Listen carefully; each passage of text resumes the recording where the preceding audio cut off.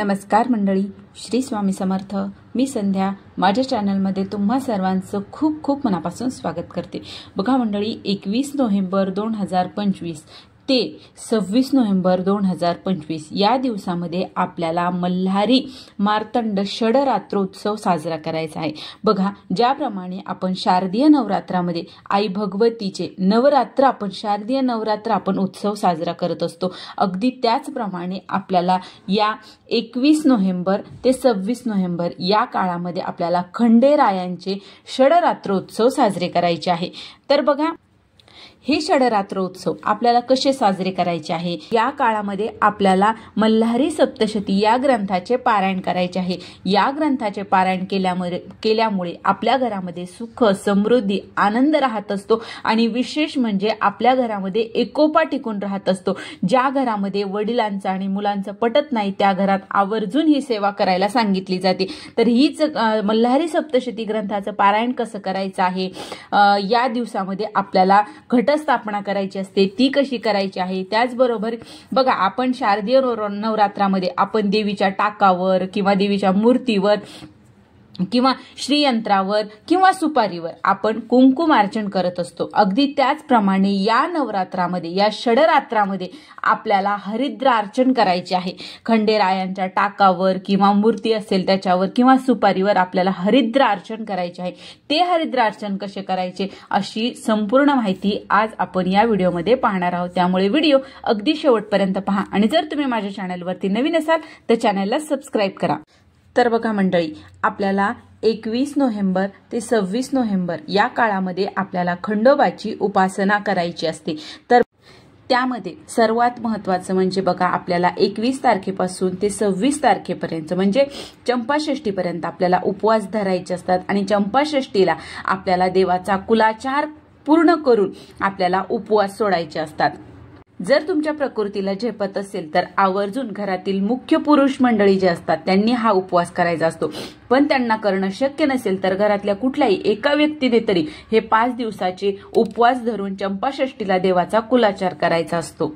बघा, आपल्या देवघरामध्ये असलेला जे खंडेरायाचा टाक असतो त्यांना आपल्याला घटी बसवायची असते आणि आपल्याला घटस्थापना करायची असते. बघा, ज्याप्रमाणे आपण शारदीय नवरात्रामध्ये आपल्या देवघरामध्ये असलेल्या देवीचा टाक आपण घटी बसवतो, घटस्थापना करतो, अगदी त्याचप्रमाणे आपल्याला घटस्थापना करायची आहे. बघा, तुमच्या घरी जर घटस्थापना करत असतील तर तुम्ही अवश्य या दिवसामध्ये आपल्याला 21 तारखेला घटस्थापना करायची आहे. आणि जर तुमच्याकडे घटस्थापना करत नसतील तरी सुद्धा तुम्ही अखंड नंदादीप लावू शकता. आणखीन काही सेवा आहेत ज्या पुढे आपण पाहणारच आहोत. या सेवा सुद्धा आपण आपल्या घरामध्ये करू शकतो जरी घटस्थापना करत नसलो तरी. आणि घटस्थापना करत असताल तर अगदी ज्याप्रमाणे आपण शारदीय नवरात्रामध्ये घटस्थापना करतो अगदी त्याचप्रमाणे आपल्याला घटस्थापना करायची आहे. आणि ज्या ठिकाणी आपण देवीचा टाक ठेवतो फक्त त्या ठिकाणी आपल्याला खंडेरायाचा टाक आपल्याला घटी बसवायचा आहे.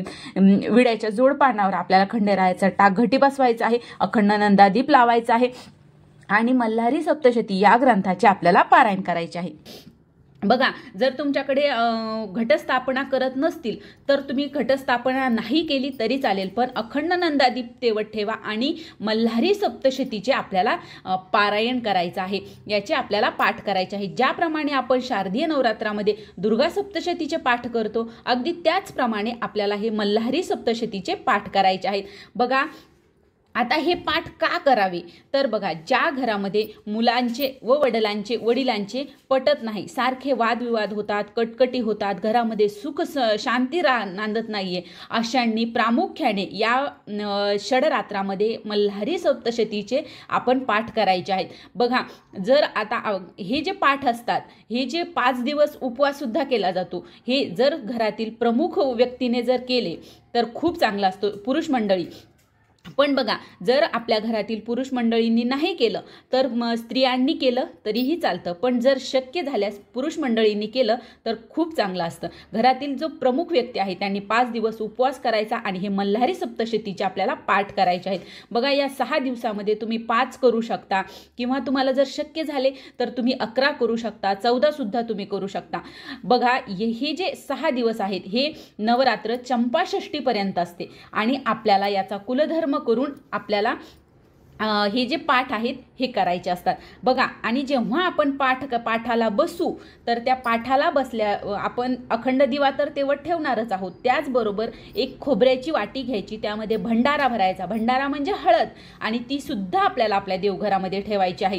हे बघा, याला काहीही लागत नाही, फक्त आपल्याला भंडारा भरून ठेवायचा आहे आणि अखंड दिवा आपल्याला तेवढं ठेवायचा आहे. शक्य झाल्यास आता जर तुम्ही मल्हारी सप्तशतीचे जर पारायण करत आहात तर तुम्हाला काय करायचं आहे, शक्यतो हे पारायण सकाळीच करायचं असतं. जर तुम्हाला शक्य नाही झालं तर दिवसभरातून तुम्ही कधीही करू शकता, पण शक्य झाल्यास सकाळी लवकर करून घ्यायचं. आणि ज्या वेळेस आपण पारायणाला बसणार आहोत त्यावेळेस आपल्याला चारही बाजूला जो भंडारा आपण देवघरामध्ये ठेवलेला आहे हळद, ती चारही बाजूला हळद उधळायची असते. बघा, घरामध्ये कटकटी होऊ नये, भांडणं होऊ नयेत, सगळे एकोप्याने राहावे यासाठी हा ग्रंथ वाचायचा असतो. बघा, दुर्गा सप्तशतीचा पाठ करतो तर त्या पाठामध्ये ज्याप्रमाणे आईने महिषासुराचा वध केला, शुंभ निशुंभाचा वध केला, हे जसं सांगितलं आहे अगदी त्याचप्रमाणे या मल्हारी सप्तशती या ग्रंथामध्ये मणी आणि मल्ल या राक्षसांचा वध खंडेरायांनी कशा प्रकारे केला ह्याचं वर्णन या ग्रंथामध्ये केलेलं आहे. त्यामुळे अगदी साध्या सोप्या भाषेमध्ये कळेल असं हे मल्हारी सप्तशतीचा हा ग्रंथ आहे. आणि त्याच्यामुळे कुणालाही वाचता येईल, कुणीही वाचू शकेल असा हा ग्रंथ आहे. अतिशय साध्या सोप्या पद्धतीने आपल्याला हे सांगण्यात आलेलं आहे. तर आता हा जो ग्रंथ आहे हा ग्रंथ कसा वाचायचा, यामध्ये काय काय दिलेलं आहे हे आपण पाहूया. तर आपल्याला सर्वात अगोदर स्वामी स्तवन घ्यायचं आहे. स्वामी स्तवन घ्यायचं आणि त्याच्यानंतर प्रार्थना घ्यायची, गुरुर् ब्रह्मा गुरुर् विष्णू.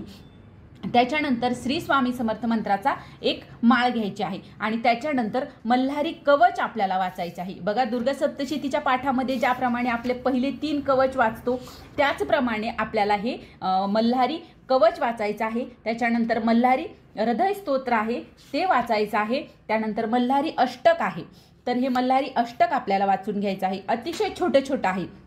आणि त्यानंतर मल्हारी मार्तंडाचा जो मंत्र आहे बघा, हा मंत्र 47 वर्णाचा म्हणजे 47 अक्षर आहेत यामध्ये. अतिशय प्रभावशाली असा हा मंत्र आहे आणि हा मंत्र अतिशय लवकर फळ देणारा मंत्र आहे. या मंत्राचे आपल्याला 11 वेळेस, कमीत कमी 11 वेळेस हा मंत्र आपल्याला स्पष्ट उच्चाराने हळूहळू म्हणायचा आणि स्पष्ट उच्चार घ्यायचा आणि मंत्र म्हणायचा आहे. बघा, शक्य झाल्यास तुम्ही 11 माळी सुद्धा हा जप करू शकता.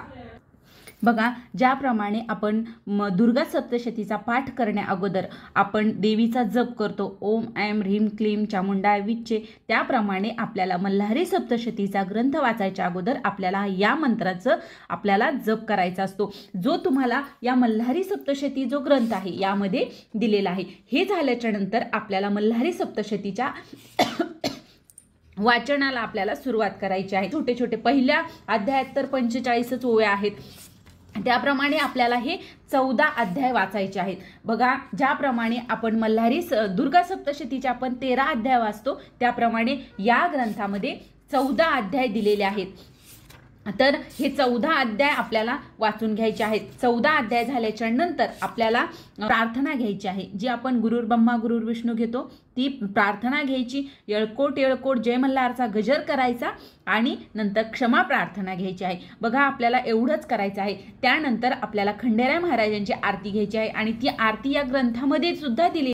आता बघा मंडळी, आपल्याला या षडरात्रामध्ये म्हणजे 21 ते 26 नोव्हेंबरपर्यंत या काळामध्ये आपल्याला आपल्या खंडेरायाच्या टाकावर किंवा सुपारीवर आपल्याला हरिद्रार्चन करायचे असते. आता हरिद्रार्चन म्हणजे काय बघा, ज्याप्रमाणे आपण शारदीय नवरात्रामध्ये देवीच्या टाकावर, श्रीयंत्रावर किंवा सुपारीवर आपण कुंकुमार्चन करतो, कुंकू घेतो आणि 5 बोटामध्ये कुंकू घेऊन आपण देवीवर ओम देवीचा मंत्र म्हणत आपण ते कुंकू त्याच्यावर अर्पण करत असतो. अगदी त्याचप्रमाणे आपल्याला हरिद्रार्चन करायचं आहे. आपल्याला एक सुपारी घ्यायची आहे किंवा जर तुमच्याकडे टाक असेल तर टाक घ्या, नाही तर सुपारी घेतली तरी चालेल. तर सुपारी आपल्याला ताम्हनात घ्यायची आहे आणि त्या सुपारीवर आपल्याला हळद म्हणजे भंडारा आपल्याला अर्पण करायचा आहे. खंडेरायाची 108 नावं घ्यायची आहेत. बघा, खंडेरायाची 108 नावं घेऊन आपल्याला हळद 5ही बोटामध्ये घ्यायची आहे. प्रत्येक नावाला आपल्याला देवावर हळद अर्पण करायची आहे. आता ती जी सुपारी घेणार आहात त्या सुपारीचा अगोदर आपल्याला पंचोपचारे पूजन करायचं आहे. नंतर त्याच्यावर आपल्याला हरिद्रार्चन करायचं आहे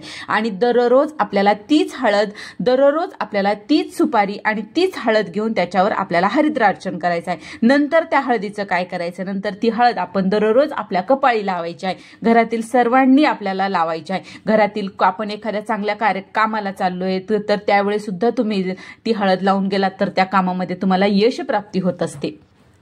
तर अशा प्रकारे आपल्याला या 6 दिवसामध्ये हरिद्रार्चन करायचं आहे. आणि ते सुपारी आहे ना, ज्या सुपारीवर आपण दररोज हरिद्रार्चन केले आहे ती सुपारी इतर कुठल्याही कामामध्ये आपल्याला वापरायची नाही. बघा आपण काय करतो, एखाद्या दिवस घरामध्ये सुपारी असते तर ती इतर पूजेला आपण वापरतो, तर ही सुपारी अजिबात वापरायची नाही. ही सुपारी नंतर तुम्ही आपल्या देवघरामध्ये ठेवू शकता किंवा विसर्जनही करू शकता. या दिवसामध्ये आपल्याला काही नियम असतात जे आपल्याला पालन करायचे असतात. बघा, जरी आपण उपवास नाही धरला, उपवास धरला तर खूप चांगलं, पण नाहीच तुम्ही उपवास धरला तरी फक्त जरी पारायण केलं तरीही चालणार आहे. फक्त आपल्याला काही नियम आहेत. त्यामध्ये बघा, आपल्याला मांसाहार करायचा नाही. हे 5-6 दिवस तरी आपल्या घरामध्ये मांसाहार करू नका. त्याचबरोबर ब्रह्मचर्याचं पालन करायचं आहे. जेव्हा आपण संकल्पयुक्त सेवा करतो तेव्हा आपल्याला ब्रह्मचर्याचं पालन करावंच लागत असतं. आणि मासिक धर्मामध्ये, सूतकामध्ये हा ग्रंथ आपल्याला वाचायचा नाहीये. बघा, शक्य झाल्यास उपवास धरा, नाही शक्य झाला तर नाही धरला तरीही चालेल. तर ही अगदी छोटीशी माहिती होती जी मला तुमच्यापर्यंत पोहोचवायची होती. जर तुम्हाला हा व्हिडिओ आवडला असेल तर व्हिडिओला लाईक करा, जास्तीत जास्त लोकांपर्यंत हा व्हिडिओ शेअर करा आणि माझ्या चॅनलला सबस्क्राईब करा. श्री स्वामी समर्थ. येळकोट येळकोट. जय मल्हार.